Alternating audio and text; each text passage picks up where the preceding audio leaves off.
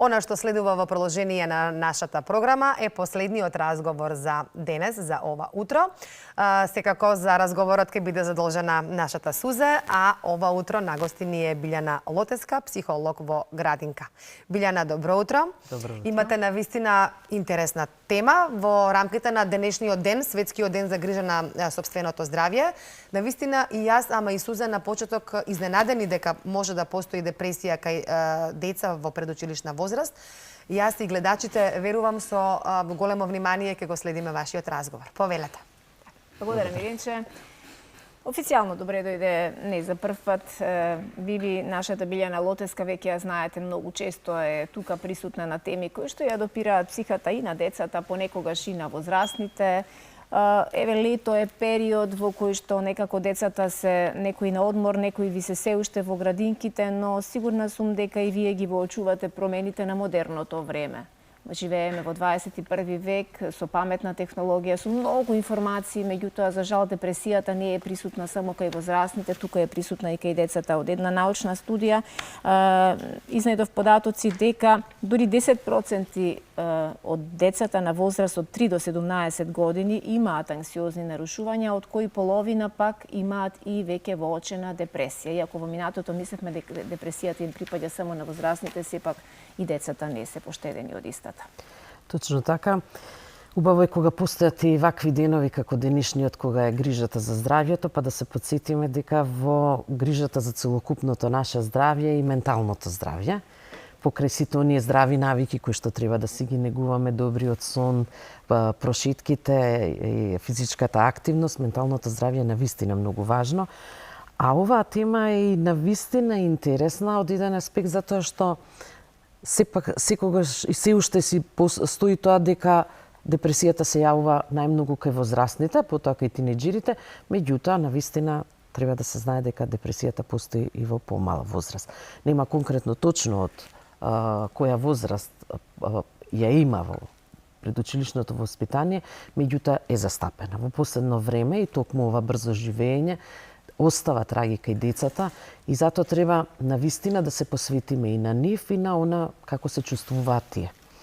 Не ја кажуваат, не можат малите деца се уште во градинка, немаат развиени механизми за да ја објаснат својата состојба и како се чувствуваат, но затоа постојат пак разни техники кои што ние можеме да ги примениме за да согледаме како тие се чувствуваат. Она што е најважно и секогаш останува и како родители и како возрастни е да ги гледаме децата како се однесуваат. Доволно е да гледаме како се однесуваат во нивното движење, во нивниот говор.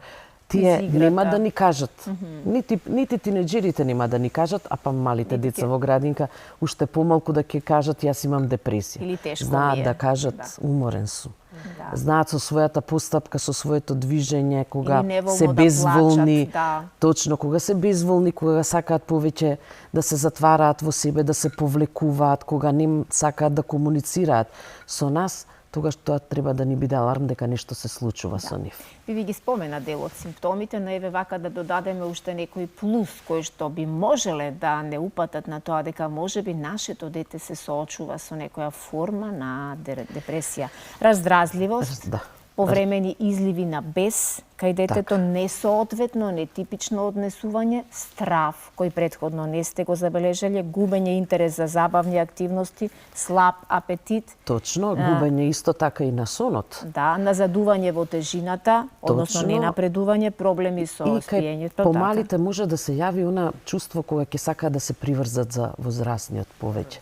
Секаде да бидат заедно со возрастниот до нив, иако ништо точно како никоја сигурност во таа состојба во која што се наоѓа самото дете. Па дури оди до крајност, до стомачни проблеми, диареи и нешто што хронично секој ден им се јавува како почеток на денот, дека мора денеска да се повраќа за да се почне денот. Да, тоа е честа појава кај децата. Честа појава кај децата и знаат децата така да покажат еве дали понекогаш кога ќе сакаат и кога им се случува нешто во семејството или кога детето се уште има одбивност кон да оди во градинка или немаат некои потешки тестови во училиште, знаат децата да изреагираат така.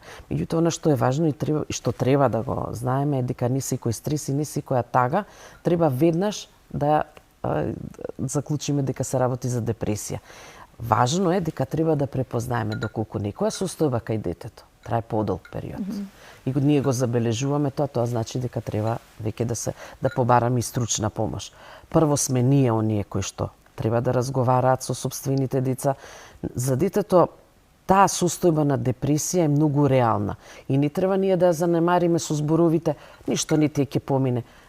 Ајде малси ќе одиме ќе поиграме надвор. Или така растат Тоа е децата, реална состојба кога детето е живе и за него е многу важно ние да го сослушаме, да има човек возрасен во кој што ќе има доверба да си каже како се чувства.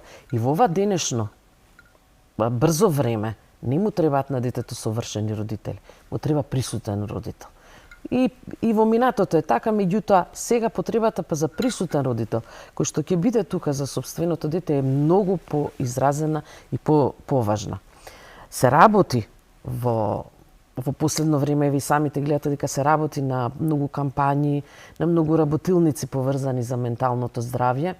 Меѓутоа, она што е многу важно е дека сепак треба да постојат иницијативи кои што ќе дојдат, кои што ќе пристигнат конкретно од одреден психолог, од воспитувач, од наставник, а посебно од родител. Светската здравствена организација забележува дека во пораст менталното здравје кај децата дека се нарушува, меѓутоа е забележано и дека не се стасува секаде навремено.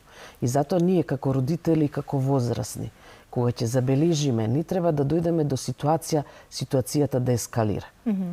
Треба и да се надмине таа стигма дека детето, ако го однесам на психолог, моето дете е слабо или нешто не е добро. Не е како сите. Не е како сите деца. Напротив, на тоа дете ние не можеме да му излеземе, не секој родител може да допре до своето дете, затоа пак тука постојат стручните лица како психолозите кои што имаат свои техники, ќе допрат до детето, алатките ќе ги искористат и така да ќе може детето да си каже.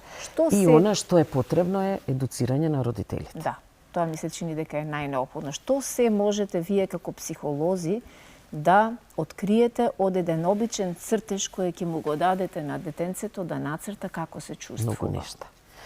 Како техники ние ги користиме, најчесто ја користиме играта. Затоа што таа е една природна појава кај секое дете и преку играта детето може да ни каже многу работи. Потоа ги користиме библиотерапевските приказни, преку каде што детето преку ликот во самата приказна знае да се поистовети и да може да најде некој начин како да се справи со самата состојба која што ја доживува. Исто така ги користиме моделирањето со пластелин, музиката и движењата, а најмногу ги користиме цртежите.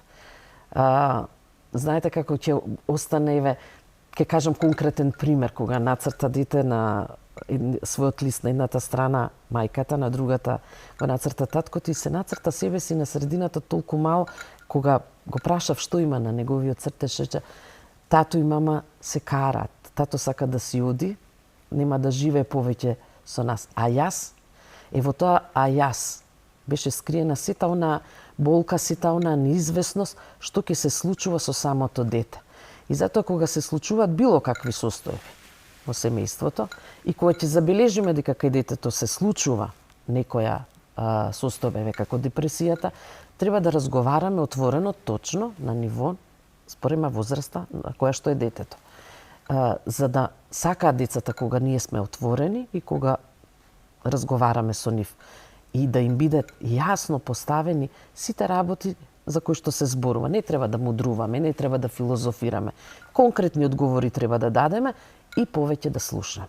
Да го слушнеме самото дете. Так, многу убаво кажано. Во минатото не многу далечно се читаа приказни, се раскажуваа бајки, па дури и се измислуваа креативните мајки кои не ги мрзеше да измислат добра приказна за добар сон, тоа го правеа шепотејки со својот собствен глас на своето детенце за да го смират и за да го заспијат. Денеска, за жал, се повеќе мајки, не велам сите, не генерализирам, пуштаат приказна или некое видео на нивниот мобилен телефон, му го дава да го држи и така да заспие. Колку е сето тоа на некаков начин оправдано и колку сето тоа ги оттргнува од онаа вистинска, топла, мајчинска љубов која треба да им ја дадеме на заспивање? Многу. За мене и тој дел од денот, ноќта кога треба да си легнат децата, мислам дека е многу важен. Затоа што кога ќе го земете детето од градинка или од училиште, за оние кои што се до 5 одделение, нема да ви кажат веднаш можеби како си поминале. На прашањата како си помина денес, како си во градинка, дали како се чувствуваше, дали ти беше убаво, можеби нема веднаш да ни одговорат. Затоа што станале од спиење во градинка или од училиште, уште со другарчињата се поздравуваат, влегуваат дома, сакаат да си поиграат со работите или да учат. Меѓутоа, верувајте дека на крајот на денот, кога ќе легнат и кај нив се смируваат емоциите, се доаѓа до она како си го поминале денот и тука мислам дека се добиваат и најубавите одговори. Токму во тој дел од денот кога ќе се легне до нив, секако убаво е секогаш гласам за читање на некоја приказна и кога или преку приказната ќе поразговараме што се случува, а најубаво уште еднаш да ги прашаме како го помина денот. Затоа што мислам дека така опуштени во таа убава, пријатна атмосфера кога сме прегрнати со нив, мислам дека најубаво ќе одговорат токму навечер пред спиење. Ја согледав потребата дека вакви приказни за разни ситуации во кои што се наоѓаат децата, кога имаат тантруми, кога не можат да се справат со нив, кога во семејството се добива нов член, кога родителите се разведуваат, и затоа напишав една книга која што сега ја завршив во финална фаза, па есенва ќе излезе, што ми се случува. Прекрасно. Се вика, конкретно, например, кога две пештери за едно мече. Тоа е кога ќе се разведат родителите, или не сум повеќе сам, кога ќе се доби уште едно братче.